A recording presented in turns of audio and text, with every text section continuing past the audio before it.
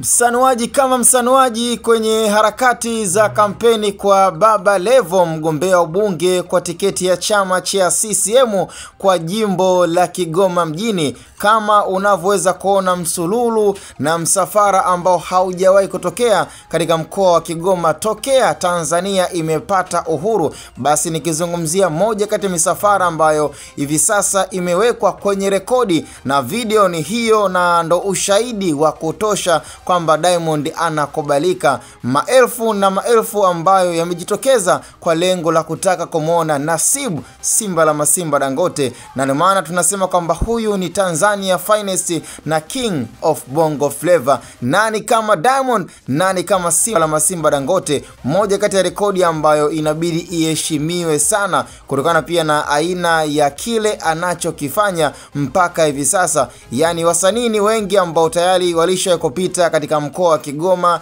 lakini mapokezi ambayo Diamond leo hii imeweza kuwa ni funzo kwa wasanii ambao wanaamini katika maisha yao kwamba hawawezi kuingia kwenye mafanikio. Lakini kwa upande wa Diamond kwa anachokifanya na kwa this time pia rekodi ambayo inajionyesha kwa vitendo na sio maneno, basi bila shaka acha heshima na taadhima aendelee kupewa kuwa kama king of bongo flavor. Na maneno yaliyozungumzwa na baadhi ya wasanii ikinadiwa kwamba Diamond amekuwa akimtumia Baba Levo kwa akili zaidi, kwa sababu wanaamini kwamba Diamond pengine kwa kushirikiana na Baba Levo ikatokea amepita kwenye harakati za kugombea ubunge, basi pia kuna asilimia kubwa kwa Diamond pia na yeye kupata chochote kitu. Hayo yamekuwa ni maneno tu ya kubumba kwa baadhi ya watu ambao wamekuwa na chuki na Diamond Platnumz, lakini kweli ni kwamba tunaamini Baba Levo na Diamond jinsi walivyoishi na jinsi ambavyo wameweza kukaribishana kwenye maisha yao, ni wazi kwamba wamekuwa na ukaribu wa kutosha.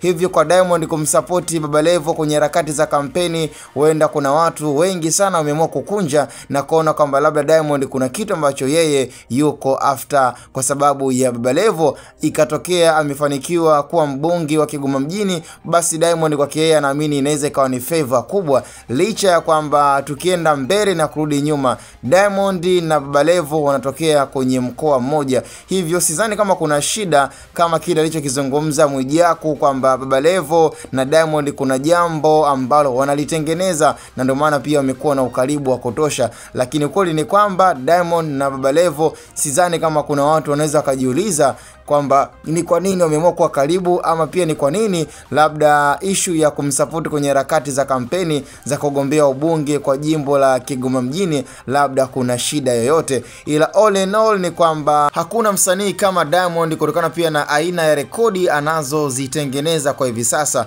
Rayvanny amekuwa akijigamba, amekuwa akisema kwamba yeye ndo number 1 international artist, lakini majibu yaliyojitokeza kwa hivi leo na kila mmoja ameweza kushuhudia kwa macho yake, na video ndo hiyo. Kwa hiyo hutadanganywa na mtu, video ndo kama hizi zinazojionyesha mapokezi jinsi wana Kigoma walivyocharuka, sio watoto, sio wa mama, sio vijana, sio wazee, yani kila mmoja ameweza kuonyesha mapenzi ya dhati kwa Diamond Platnumz. Na hii ni Hatboy Media. Tukutane kwenye upande wa comment msanuaji kama msanuaji king, msanuaji wa Hatboy Media, and this is how we do.